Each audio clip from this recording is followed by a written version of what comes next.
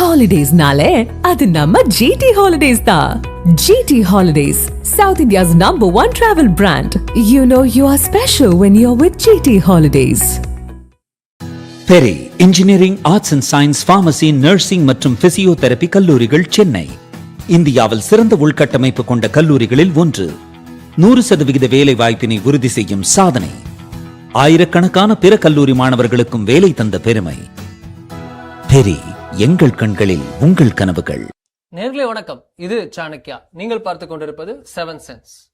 தினமும் ஒரு பதட்டம், தினமும் ஒரு விஷயம், தினமும் ஒரு பரபரப்பு என தமிழக அரசியல் களம் தேர்தல் காலகட்டத்தில் சூடு பிடித்திருக்கிற நிலைமையில பல விஷயங்கள், பல அறிவிப்புகள் வந்து கொண்டிருக்கிறது. அது கூட்டணி அறிவிப்புகளாக இருக்கட்டும், வாக்குறுதிகளாக இருக்கட்டும். அடுத்த கட்டத்துக்கு போயிட்டோம். கூட்டணிக்கு இவங்க வருவாங்களா, அவங்க வருவாங்களா, இவங்களுக்கு என்ன, அவங்களுக்கு என்ன, இவங்களுக்கு என்ன பிரச்சனை, அவங்களுக்கு என்ன பிரச்சனைன்னு கூட்டணிக்குள்ள உரசல்கள் பற்றி பேசுனதில்ல. அதெல்லாம் செட்டில் பண்ணிட்டு அரசியல்வாதிகள் அவங்களுக்கான நேரத்துல, முக்கியமான நேரத்துல கரெக்டா அவங்கள ஒண்ணு கூடிடுவாங்கல்ல. கரெக்டா தேசம்னா ஒண்ணு கூடிடுவாங்கன்னு வடிவேலு காமெடி மாதிரி கரெக்டா நேரத்தில் தேர்தல் ஒண்ணு கூட்டிட்டாங்க.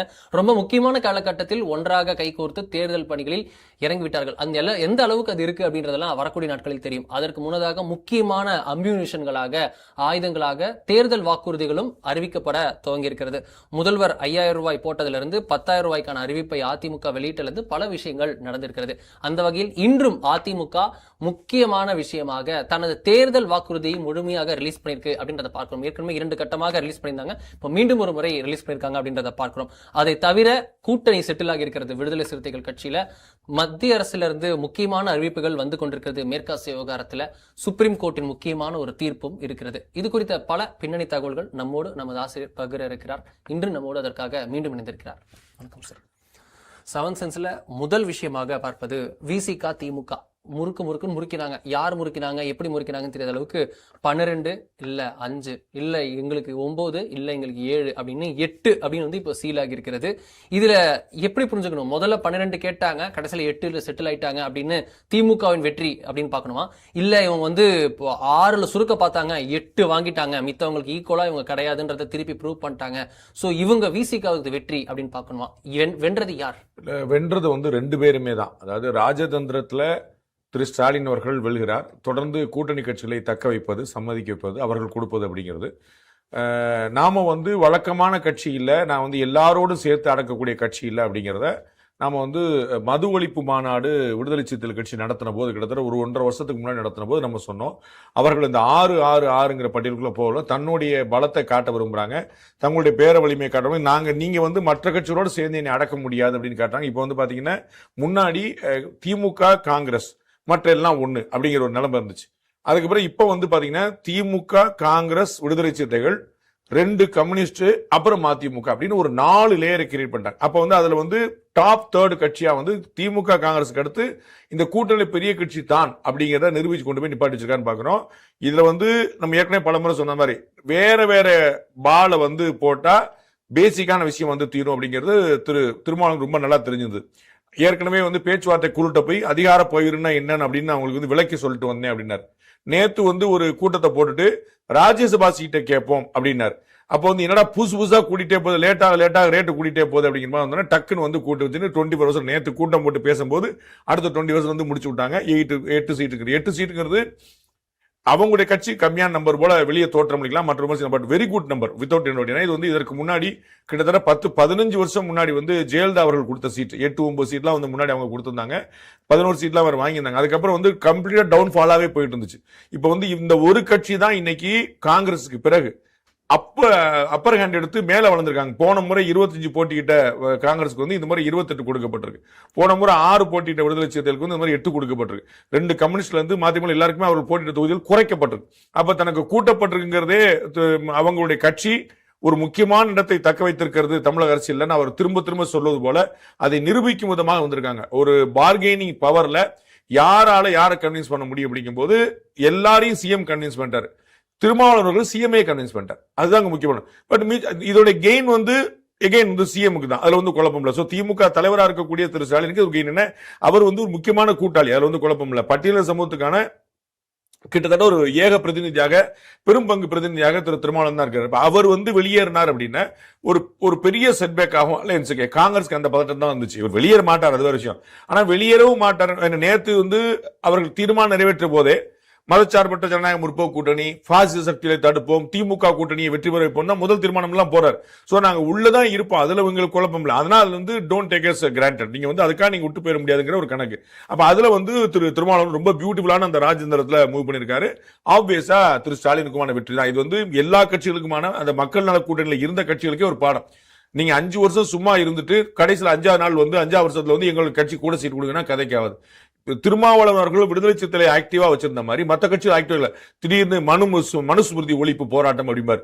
மனுஸ்மிருதிக்கு என்னங்க சம்பந்தம்? அதனால பெண்களுக்கான முன்னுரிமை போராட்டம் அப்படிம்பார், மது ஒழிப்பு போராட்டம். இப்படி நீங்க வந்து பெரிய அளவுல பல போராட்டங்களை முன்னெடுத்து கட்சியை ஆக்டிவா வச்சுட்டே இருந்தார்.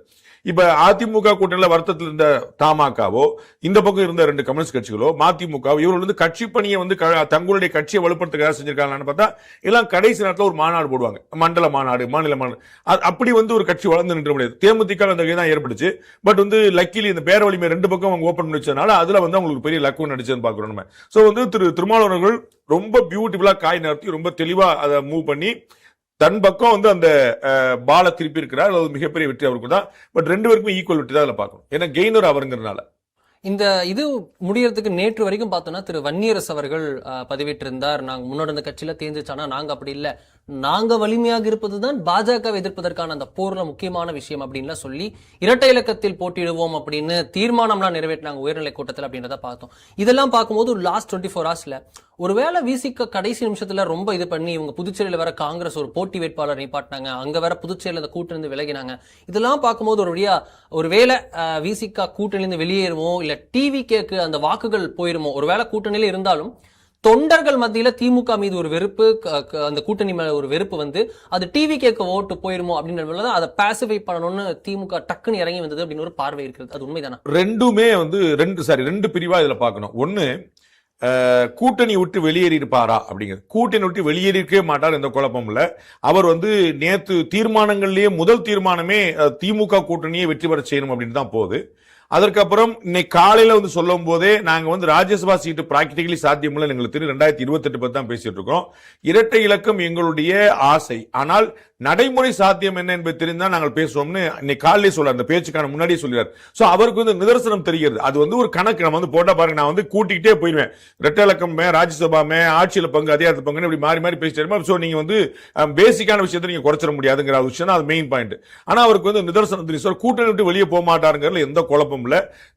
புதுச்சேரியை பொறுத்தளவுக்கு அவர் நாங்க 3 தொகுதிக்கு வேட்புமனு தாக்கல் பண்ணியிருந்தாலும் அவருக்கு வந்து பொது தொகுதி தான் போட்டிடுவாங்கிற மாதிரி இருந்தாலும் இன்னமும் குரல் இருந்தாலும் காங்கிரஸ் திமுக வந்து வேண்டுகோள் விடுத்ததுக்கு என்னங்க வாபஸ் வாங்குற வரைக்கும் பொறுமையா இருங்க, நம்ம கேட்டு பேசலாம். 2 கம்யூனிஸ்ட் கட்சிகளுக்கு இல்லன்னு ஆயிருச்சு. விடுதலை சிறுத்தைகளுக்கு 1 தொகுதி ஆயிருக்கு, இப்போதைக்கு ப்ராமிஸ் பண்ணிருக்காங்க. அதுவுமே உண்டா இல்லையாங்கிறது தெரியும். நம்ம வந்து வாபஸ் வாங்குற வரைக்கும் அது வந்து கணக்கு இருக்கு. நான் காங்கிரஸ் வந்து நாங்க விட்டு கொடுக்க மாட்டோம், வேணா உங்க கோட்டால விட்டு கொடுங்க அப்படிங்கிற மாதிரி பேசினாங்க. விடுதலை சிறுத்தைகள் நாங்க விட்டு கொடுக்கணும் அப்படின்னு காங்கிரஸோட பாடி. ஏற்கனவே அவங்க சீட்டு கம்மியாயிட்டு இருக்கேன்னு கவலை அவங்களுக்கு. சோ போன முறை ஸ்ட்ரைக் ரேட் வச்சு ரொம்ப போரா இருந்தது. அதனால வந்து அவங்க வந்து இந்த பக்கம் பாக்குறாங்க. சோ இந்த 2 நடுவுல ஒரு பந்தா இருக்கிறார். பட் வந்து 2 கம்யூனிஸ்ட் கட்சிகளை கழட்டி விடுறதுக்கு தயங்காத திமுக விடுதலை சிறுத்தைகளை கட்டி விட தயங்கும். அதனால வந்து அது கொஞ்சம் அந்த இடத்துல அவருக்கு ஒரு ஹோல்ட் இருக்குன்னு நினைக்கிறார். பட் நம்ம வந்து இது வந்து அவங்க யாரும் தயக்கப்படவோ யாரும் ஐயோ நம்ம எப்படி எதிர்கொள்ளணும் இப்ப யோசிக்க மாட்டாங்க. கம்யூனிஸ்டும் காங்கிரஸும் கேரளால எதிரி, தமிழ்நாட்டுல நண்பன், புதுவையில் எதிரியா இருந்து போறாங்க. பெண்ணை கட்டுச்சு. சோ நம்ம வந்து அதுல அந்த ஊர்ல வேறங்க, இந்த ஊர்ல வேறங்க, அந்த ஊர்ல வேறங்கன்னு சொல்லிட்டு அதுல வந்து எந்த தயக்கமும் கிடையாது. அவங்க வந்து டீல் பண்ணிட்டு போறாங்க. அந்த மாதிரி விடுதலை சிறுத்தைகளை விட்டுற முடியாதுங்கிறக்கா ஒரு ஹோல்டு பண்ணி வச்சிருக்காங்க. திமுகவும் விடுதலை சிறுத்தை ரெடியா இருக்கிறாங்க. இப்ப என்ன வருதுன்னு பாத்துருவோம். இது ஒரு பக்கம். 2வது பக்கம் அந்த ஓட்டு டிரான்ஸ்பர்ல ஒரு பிரச்சனை வருமானா அது கேரண்டி ஆகும். ஏற்கனவே நாம் தமிழர் இயக்கத்துக்கும் விடுதலை சிறுத்தைகள் தான் பேரிழப்பு தாவேக்கா உருவானதுனால அப்படிங்கிற ஒரு கணக்கு இருக்கு. அது வந்து அதான் வந்து பேசிக் தியரி. நாம் தமிழர் பெரிய அளவில் பாதிக்கப்படுது, விடுதலை சிறுத்தைகள் பெருசாக பாதிக்கப்படுதுங்கிற முதல் தியரி. வட மாவட்டங்களில் பெரிய பாதிப்பு இருக்குது, பட்டியலின சமூக மக்கள்கிட்ட பாதிப்பு இருக்குது. இந்த இளைஞர்கள் எல்லாமே வந்து சீமான் பின்னாடி திரண்டு இருந்தாங்க, அவங்க திசை மாறுறாங்க அப்படிங்கிறது தான் ஒரு கணக்காது. இதுல வந்து நான் பலமுறை குறிப்பிட்டது போல திரு சீமான் அவர்கள் ஒரு பிரில்லியண்டான சில ஸ்ட்ரோக்குகள் அடிச்சு அவர் வந்து தக்க வைக்கிறார் தன்னுடைய வாக்குகளை. ஆனா விடுதலை சிறுத்தைகள் அந்த பெரிய இழப்பு வந்து இருக்குது. அது வந்து ஓட்டு ரிசல்ட் வரும்போது தெரியும் நான் நினைக்கிறேன். அந்த இழப்பு வந்து இருக்கும், அது கம்மியா தெரியும் நான் நினைக்கிறேன். அந்த டிரான்ஸ்பர் வந்து வெளியே போகுதுன்னு அவருக்கு தெரிஞ்சுதான் தன்னோட நமக்கு இல்ல பயங்கரமான பவர் இன்னும் இருக்குதுன்னு காட்டுறதுக்காக அந்த ஒரு முயற்சியை மேற்கொண்டிருக்கிறாரு. சோ வந்து அந்த ஓட் டிரான்ஸ்பர் வந்து எவ்வளவு தூரம் கிடைக்கும், திமுக எவ்வளவு கெயின் கிடைக்கும் அப்படிங்கிறது முக்கியமான பிரச்சனை. 2வது பாத்தீங்கன்னா கூட்டணி கட்சிகள் எல்லாருக்குமே இந்த அதிருப்திக்கு பிறகான சமரசம், அது வந்து எல்லோருமே மகிழ்வோடு வார்த்தையை பயன்படுத்தினாலும் அவங்க வந்து ஒரு ஆறுதல் அடையக்கூடிய விஷயம் தான் இருக்கு. நாங்க கம்யூனிஸ்ட் கட்சிகள் மார்க்சிஸ்ட் கட்சி வந்து எவ்வளவு கடுமையா போராடிச்சுன்னு பார்த்தோம். ஆனா 6 இல்ல 5 தான் அப்படின்னு சொல்லி சொல்லும் போது அவங்களுக்குள்ள வருத்தம் எல்லாருக்கும் கீழே வரைக்கும் நிற்கும். ஸோ டெல்டா மாவட்டங்கள்ல அந்த வாக்கு டிரான்ஸ்பர் ஆகிறதுல ஒரு பெரிய சேலஞ்ச் இருக்கும். காங்கிரஸ் கட்சியில அடிதடி சண்டை, நான் தான் அந்த கேண்டட், நீ பாத்துக்கிட்டு நீ எப்படி ஜெயிக்கிறேன்னு பார்ப்போம் அப்படிங்கிற மாதிரி போய் திமுக வந்து இவங்க எல்லாம் தோக்கடிச்சாதான் கதைக்காவுங்கிற மாதிரி அவங்க பேசி இவ்வளவு தூரம் வந்த பிறகு கிரவுண்ட்ல ஓட்டு டிரான்ஸ்பர் ஆகிறதுக்கான வாய்ப்பு ரொம்ப கம்மி. நீங்க வந்து அமைச்சர் பெருமக்களோ மாநில தலைவர்கள் நிர்வாகிகளோ வந்து ஒருத்தர் ஒருத்தர் பேசிக்கலாம், சமரசமாக்கலாம், முதலமைச்சர் சப்போர்ட் பண்ணலாம். ஆனா கிரவுண்ட்ல ஓட் டிரான்ஸ்பர் ஆகிறது ஒரு பெரிய சிக்கலாம். அதுதான் திமுக அதிமுக கூட்டணிக்கான வித்தியாசமா நம்ம பார்க்க போறோம். அந்த ஆபத்து, இந்த வாய்ப்பு, இந்த மாதிரி திமுக கூட்டணிக்கு ஓட்டு டிரான்ஸ்பர்ல சிக்கல் இருக்குமாங்கிறது நிதர்சனம்னா அந்த சிக்கல் இருக்குங்கிறது கணிக்கப்படுது. அதனால தான் திமுக வந்து படுத்துக்கிட்டே ஜெயிக்குங்க அப்படின்னு யாரும் சொல்ல. நீங்க பல சர்வேக்கள் வந்துட்டு பாப்பீங்க, எல்லாருமே திமுக என்னங்க ஆபியஸா இருக்கு, இவ்வளவு பெரிய அலைன்ஸ் வந்திருக்கு, உள்ள கமல்ஹாசன் வந்திருக்காரு, உள்ள வந்து தேமுதிக வந்திருக்குது, எல்லா கட்சியிலும் செட் ஆயிட்டாங்க, அதே கூட்டணி அப்படியே இருக்குது, அப்ப என்னங்க 210 சீட் வரணும் இல்லங்க அப்படின்னு திமுக தவிர வேற யாருமே சொல்ல. அதற்கான காரணம் இந்த ஓட்டு டிரான்ஸ்பர்லயே ஒரு சேலஞ்ச் இருக்குமோங்கிறது.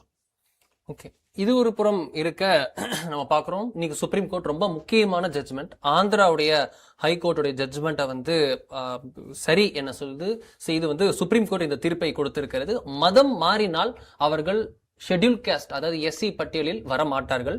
ஹிந்து, பௌத்தம், அதே போல சீக்கியம், இந்த 3 மதங்களை சேர்ந்தவர்கள் மட்டுமே ஷெட்யூல் காஸ்டாக இருக்க முடியும் அப்படின்னு சுப்ரீம் கோர்ட் இன்று முக்கியமான ஒரு தீர்ப்பை கொடுத்திருக்கிறது, அப்சர்வேஷனாக இருந்திருக்கிறது. இது எப்படி? இது வந்து அரசமைப்புல என்ன சொல்லப்பட்டிருக்கோ அதை உறுதிப்படுத்திருக்கு, அவ்வளவுதான். நமக்கு வந்து மத ரீதியான இடஒதுக்கீடு அப்படிங்கிறது வந்து அரசமைப்புல கிடையாது. அரசமைப்புல முதலாவது திருத்தத்தின் மூலமாகத்தான் இந்த இடஒதுக்கீடு என்கிறதே வருது. அந்த இடஒதுக்கீடு அப்படிங்கிறது ஜாதி அடிப்படையில் வருது. என்ன சொல்றாங்க, என்ன பிரச்சனை, ஏன் ஜாதி அடிப்படையில் கொடுத்தோம் அப்படின்னா, ஹிந்து மதத்தில் பாகுபாடு இருக்கிறது, அந்த பாகுபாடு காரணமாக சில பிரிவினர் வந்து ரொம்ப பெரிய அளவில் பாதிக்கப்பட்டாங்க. அப்படியா, எந்தெந்த பிரிவினர்ப்பா அப்படின்னா ஒரு பட்டியல் உருவாகுது. சோ பட்டியல் இனம் அப்படிங்கிறது என்னன்னா ஷெட்யூல்டு காஸ்ட். அப்ப என்ன ஷெட்யூல்னா, ஷெட்யூல் ஒன்னு கிரியேட் பண்ண, அப்ப ஷெட்யூலே அப்பதான் கிரியேட் பண்ண, அரசமைப்புல தான் ஷெட்யூல்ங்கிறதே கிரியேட் பண்ணப்படுது. அதற்கு முன்னாடி ஒவ்வொரு சமூகத்துல இங்க வந்து பல்லர் பாதிக்கப்பட்டிருக்காரு, அங்க பறையர் பாதிக்கப்பட்டிருக்காரு, இங்க சக்லீர் பாதிக்கப்பட்டிருக்காரு, இங்க அப்படின்னு ஒவ்வொரு நாள் ஆதி தமிழர் வேற வேற கணக்குல நம்ம சொல்ல, இது வந்து இந்தியா முழுக்க வேற வேற கணக்குல இருக்கு. நம்ம அப்ப ஒவ்வொரு சமூகத்தை சேர்ந்தவர்களும் எங்க சமூகம் பாதிக்கப்பட்டு எங்க சமூகம் பாதிக்க நாங்க போய் சொல்லிட்டே கொண்டு அதை பூரா வந்து மாநிலம் முழுக்க அகில இந்த கணக்கு போட்டு எந்தெந்த சமூகம் பாதிக்கப்பட்டு லிஸ்ட் போட்டு அதை பட்டியல் எண்ணம் அப்படின்னு சொல்றாங்க. சோ ஷெட்யூல்டு காஸ்ட்ங்கிறது ஷெட்யூல். அப்படி இந்து மதத்துக்குள்ள இருக்கக்கூடிய சமூகங்கள்ல சில குறிப்பிட்ட பிரிவினரை அடக்கிய பட்டியல் தான் பட்டியல் என்னன்னு சொல்றோம். அதுதான் ஷெட்யூல்டு ட்ரைப்னு சொல்றாங்க, பழங்குடியினர் அப்படிங்கிறது சொல்றாங்க. அப்ப வந்து இந்து மதத்துக்குள்ள மட்டும்தான் கணக்கு. இஸ்லாத்திலையும் கிறிஸ்டியானிட்டிலையும் இந்த பக்கம் கேட்டீங்கன்னா பிளவே கிடையாது, பிரிவே கிடையாது, பாகுபாடே கிடையாது. அதனால தான் நாங்க மதம் மாறுறோம்னே ஒரு குரூப் சொல்லுவாங்க. ஆனா இந்த பக்கம் மதம் மாறிட்டு நாங்க வந்து பட்டியலினமா இருக்கிறோம், நாங்க மிகவும் பிற்படுத்தப்பட்டவர்களா இருக்கோம் சொல்லி சொல்லுவாங்க. அப்ப நீங்க தானங்க சொன்னீங்க அந்த பக்கம் பாகுபாடே கிடையாதுன்னு, அப்ப என்னங்க எனக்குங்கிற முக்கியமான கேள்வி. அப்ப மத ரீதியான இடஒதுக்கீடுங்கிறதே முதல்ல அரசமைப்புல கிடையாது. மதம் மாறிட்டா அவர் வந்து பட்டியலினமாக தொடர மாட்டார், இஸ்லாமியராகவோ கிறிஸ்தவராகவோ தான் தொடர்வார். அப்ப வந்து ரொம்ப எளிமையான கணக்கு. இது வந்து பெரிய ஒரு, நம்ம வந்து இந்தியன் பாஸ்போர்ட் வேண்டாம்னு சொல்லிட்டு ஒருத்தர் அமெரிக்காவுக்கு போயிட்டார், அமெரிக்காவிட்ட பாஸ்போர்ட் வாங்கிட்டார், கிரீன் கார்டு வாங்கிட்டார். அப்ப ஒரு அமெரிக்க குடிமகன் பை பெர்த் ஒரு இந்திய குடிமகனா இருந்திருப்பார், அது ஒன்னும் குழப்பம் இல்ல. என்னைக்கு நீங்க பாஸ்போர்ட்டை சரண்டர் பண்ணீங்களோ அன்னைக்கு நீங்க இந்திய குடிமகன் கிடையாது. ரொம்ப சிம்பிள். இதுக்கு வந்து ஹைகோர்ட், ஹைதராபாத்ல ஹைகோர்ட் சொல்லிச்சு, சுப்ரீம் கோர்ட் சொல்லிச்சு, கான்ஸ்டிடியூஷனே அதான் சொல்லுது. அப்ப இந்து மதம் கிடையாதுன்னு ஒருத்தர் துறந்துட்டார். அப்ப இந்து மதத்துல குறிப்பிட்ட பிரிவினருக்கு அவர்களை சமப்படுத்துவதற்காக, அவர்களை கைதூக்கி விடுவதற்காக கொண்டு வரப்பட்ட ஒரு சட்டம், அந்த ஒரு திருத்தம், அதுதான் இடஒதுக்கீடு. அது எப்படி வர முடியும்? நான் தான் இந்து மதமே இல்லைன்னு சொல்லிட்டீங்களே, இந்து மதம் மட்டும் எனக்கு வேண்டாம், ஆனா இந்து மதத்துல ஒரு குறிப்பிட்ட பிரிவினருக்கு கொடுக்கக்கூடிய சலுகை மட்டும் எனக்கு வேணும் அப்படின்னா, இன்னைக்கு வந்து அதிமுக எடப்பாடி பழனிசாமி அறிவிச்சிருக்கக்கூடிய அறிவிப்பு மாதிரி தான் வந்து நிற்கும். அது வந்து நாங்க மதம் மாறினாலும் பட்டியல் சமூகத்துக்கு இடஒதுக்கீடு கொடுப்போம். அது எப்படி கொடுக்க முடியும்? கான்ஸ்டிடியூஷன்ல இடம் கிடையாது. அதுதான் பல கோர்ட்டுகள் சொல்லியிருக்கு. This is not the first judgment. இதற்கு முன்னாடி பல தீர்ப்புகள் சொல்லியிருக்கு. அதான் உச்சநீதிமன்றம் திரும்ப உறுதிப்படுத்திருக்கு, மதம் மாறக்கூடாது. மதம் மாறினால் மாறிய மதத்துக்கு என்ன உரிமைகள் உண்டோ, என்ன சலுகை உண்டோ அதுதான் உங்களுக்கு கிடைக்கும். நீங்க இடஒதுக்கீடுங்கிறத குறிப்பாக பட்டியலினத்திற்கும் பழங்குடியினருக்கும் கிடைக்கக்கூடிய நீங்க கேட்க முடியாது, கேட்க கூடாது. இது வந்து மிகப்பெரிய சோசியல் இம்பேலன்ஸை கொண்டு வந்துடும், சமூக ஏற்றத்தாழ்வை அதிகரிச்சிடும். அப்ப நான் மதம் மாறிக்கலாம், ஆனா எனக்கு சலுகை பார்த்துக்கலாம். அப்ப இது வந்து என்னன்னா, ஹிந்துவாக தொடர்கிற பட்டியலின மக்களுக்கு இழைக்கப்படுகிற அநீதி, வேற யாருக்குமே இல்ல. இது வந்து செட்டியாருக்கோ ஆசாரிக்கோ முக்குலத்தோருக்கோ நாடாருக்கோ வன்னியருக்கோ இழைக்கப்படுற அநீதி இல்ல, இந்து மதத்தில் இருக்கக்கூடிய பட்டியலின மக்களுக்கே இழைக்கப்படுற அநீதி. நான் இந்த மதம் வேண்டான்னு ஒருத்தர் போயிட்டார், அந்த மதம் போக மாட்டேன்னு அவங்க நிக்கிறாங்க. அப்ப இது இன்னும் சொல்ல போனா அம்பேத்கருக்கு இழைக்கப்படுகிற அநீதி. அம்பேத்கர் மதம் மாறிய போது, புத்த மதத்துக்கு போன போது நான் ஏன் புத்த மதம் போனேன்னு அவ்வளவு விரிவா சொல்லியிருக்காரு. ஏன் மற்ற மதம் போகலன்னு அவ்வளவு விரிவா சொல்லியிருக்காரு. அதுக்காக காரண காரியங்களை ரொம்ப டீட்டா அலசி புத்தகங்கள் போற அளவுக்கு போய் நிற்கிறார். அப்ப அது அவர் தான் கான்ஸ்டிடியூஷனை உருவாக்கணும், நம்ம வந்து அரசமைப்பு தந்தை நம்ம சொல்றோம். அப்ப அவர் சொன்ன விஷயத்துக்கு மாறாகவே கட்சிகளோ மற்றவர்களோ வந்து கொண்டு வராங்கன்னா அதை ஏற்க முடியாது. இது வந்து அரசமைப்பு படி ஏற்க முடியாது. ரங்கராஜ் பாண்டே இருக்கிறார், அருண் இருக்கிறார், அரசமைப்பு ஏற்கவில்லை. அதைத்தான் உயர்நீதிமன்றம் சொல்லியிருக்கு, அதான் உச்சநீதிமன்றம் சொல்லியிருக்கு. இதுல வந்து பிஜேபி தவிர பெரும்பாலான கட்சிகள் இந்த விஷயத்துல ஒரே நிலைப்பாடுல தான் இருக்காங்க. இது எப்படி வந்து அப்பீல் போவாங்கன்ற மாதிரிலாம் எதிர்பார்க்கலாம். இது எப்படி வந்து தேர்தல் காலத்துல பிஜேபியுமே அந்த பக்கம் போகலாம். ஏன்னா அவர்களுக்கு அறியாமை அல்லது வாக்கு, சிறுபான்மை மக்களை வாக்கு வாங்கிட மாட்டோமான்னு எல்லாருமே இயங்குவாங்க. அது ஏடிஎம்கே இயங்கும், பிஜேபி இயங்க கூடாது, எல்லாருமே இயங்குவாங்க. அப்ப வந்து அரசமைப்புக்கு விரோதமா போனா கூட பரவாயில்ல, என்னப்பா அப்படின்னு நான் பலமுறை சொன்னதான், ஹிந்து ஓட்டுன்னு ஒண்ணு உருவாயிருச்சுன்னு திமுகவும் திகவும் முதலாளா நின்றுவாங்க. நாங்கெல்லாம் ஹிந்து தான், நாங்க வந்து மூட நம்பிக்கை எதிர்த்தோமே தவிர மதத்தை எதிர்க்கவில்லை சொல்லிடுவாங்க. அப்படி ஒரு ஓட்டு உருவாத வரைக்கும் அது மாதிரி தான். சிறுபான்மையோட வாக்குகள் வந்து கன்சால்டேட்டா விழுகுது. அப்ப அதை தக்க வைக்கணும், மத்தது விழாது. அப்ப அதுக்கு போய் மெனக்கெட்டு பிஜேபி இப்ப வரைக்கும் அந்த ஸ்டாண்ட் வந்து போடல. அவங்க பிஜேபிக்கு எதிராக அப்படின்னு நான் சொல்ல, ஆனா பிஜேபிக்கு பல விஷயங்கள புரிதல் கிடையாதுங்கிறத நம்ம புரிஞ்சுக்கணும். கோயிலுடைய நிலத்தை வந்து என்ன பண்றதுன்னா அங்க மருத்துவமனை கட்டலாம்னு பிஜேபியில சொல்லுவாங்க. அப்படி கட்டுறது சட்டத்தில் இடம் இல்லைங்கிற ஒத்துக்க மாட்டாங்க. திமுக அதான் செய்யுது. அது அவங்க சொல்லுவாங்க, நான் சாலைகள் போடுவோம், நாங்க வந்து பஸ் ஸ்டாண்ட் கட்டுவோம், மருத்துவமனை கட்டுவோம் சொல்றாங்க. அதற்கு கொடுக்கப்படல. நிலம் கொடுத்தவர்கள் அதற்கு கொடுத்தா அதுக்கே கொடுத்திருப்பாங்களே. இன்னைக்கு நம்ம சிவகாசி உட்பட பல இடங்களை பாத்தீங்கன்னா நாடார் சமுதாயத்தை சேர்ந்த மக்கள் பலர் கொடுத்திருக்காங்க. நூற்றுக்கணக்கான ஏக்கர் கொடுத்திருக்காங்க. Sivakasi bus stand, Sivakasi railway station, Sivakasi junction பலர் வந்து அந்த சமுதாய மக்கள் கொடுத்திருக்காங்க. அவங்க பஸ் ஸ்டாண்டுக்கே கொடுத்துருவாங்களே. கோயிலுக்கு நான் கொடுத்தா நீங்க எப்படி பஸ் ஸ்டாண்ட் கொடுத்தா நீங்க பஸ் ஸ்டாண்ட் பண்ணுங்க, கோயில் கொடுத்தா நீங்க எப்படி பஸ் ஸ்டாண்டுக்கு பண்ணுவீங்க?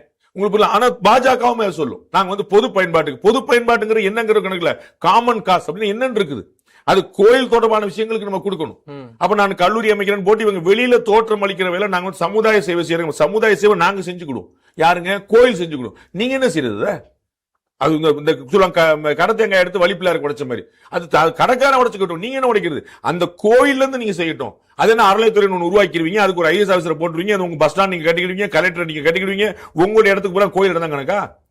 நீங்க 2 ஏக்கர் இலவசம் எல்லாம் கொடுக்கணும்னு சொல்லும்போது அன்னைக்கு உங்க இடம் தென்படலையா உங்களுக்கு? கலெக்டரேட்டுக்கும் பஸ் ஸ்டாண்டுக்கும். அப்போ வந்து கவர்மெண்ட் இடத்தை வந்து கொடுத்துக்க வேண்டியதானே, கோயில் இடத்தை எடுக்கிறீங்க. இந்த புரிதல் யாருக்குமே கிடையாது. சோ இந்த மதமாற்ற விஷயமா பட்டியல சமமாங்கிறது இல்ல. ஓட்டு கிடைக்கும்னா எந்த கட்சி அதுல ஒரே கட்சி தான். அதுல வந்து இந்த கட்சி அந்த கட்சி பார்க்க முடியாது. அதுக்காக தான் சொல்றேன், இது வந்து அரசமைப்பு சொல்றது. நான் பாஜக சொல்றது, காங்கிரஸ் சொல்லுங்கிற இடத்துக்கே போல. இது பற்றிய பெரிய புரிதல் வந்து நிறைய பேருக்கு கிடையாது. இருந்தாலும் அவர்கள் காட்டிக்கொள்ள மாட்டார். ஏன்னா முக்கியமான விஷயம் ஓட்டு. நம்ம வந்து இப்ப விஜய் வந்து திருப்பரங்குன்ற பேட்டில் அமைதியா இருந்த மாதிரி, நம்ம வந்து ஏத்துங்கன்னு சொன்னாலும் பிரச்சனை, ஏத்தாதீங்கன்னு சொன்னாலும் பிரச்சனை. அப்படி சம்பவமே நடக்காம இந்த பக்கம் திரும்பிக்கிடும், 2 பேரும் நமக்கு ஓட்டு போடுவாங்க. அந்த மாதிரி பலர் விரும்புவாங்க. இது வந்து ஆமாங்க, இது அரசமைப்பு விரோதமான யாரும் சொல்ல மாட்டாங்க. ஆனா ஆக்சுவலா என்ன, அம்பேத்கருடைய பாயிண்டை யோசிச்சா போதும். அரசமைப்புல இன்னைக்கு வரைக்கும் இருக்கக்கூடிய சரத்துக்களை பார்த்தா போதும். அதன் அடிப்படையில் மதம் சொன்ன சிட்டிசன்ஷிப் தான். எனக்கு நான் இந்திய குடிமகனா இருக்க விரும்பல, நன்றி, ஒன்னும் குழப்பம் இல்ல. அமெரிக்க குடிமகன் என்ன உண்டா பாத்துங்க. இந்திய குடிமகனா இருக்க மாட்டேன்னு சொல்லிட்டு இந்தியாவில் எனக்கு எல்லா செலவுகளையும் கேட்க முடியாது. இந்தியாவில் நான் ஓட்டு போடுன்னு சொல்ல முடியாது. இந்திய குடிமகன்கள் இல்லைன்னா இந்தியாவில் ஓட்டு போட முடியாது. as simple as this.